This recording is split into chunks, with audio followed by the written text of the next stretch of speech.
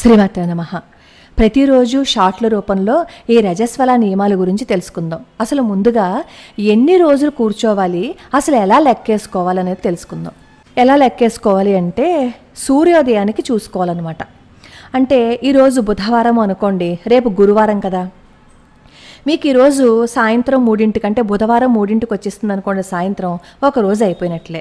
రాత్రి 10ంటికి వచ్చింది అనుకోండి, ఒక రోజు అయిపోయినట్లే. రాత్రి 12ంటికి వచ్చింది అనుకోండి, ఒక రోజు అయిపోయినట్లే.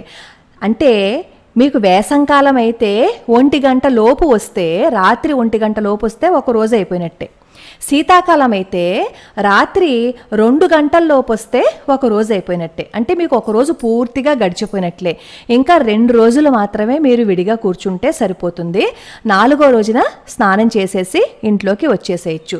ఇంట్లోకి వచ్చిన తర్వాత దైవ ఆరాధన మాత్రమే చెయ్యరు, మిగతా పనులన్నీ చేసుకోవచ్చు.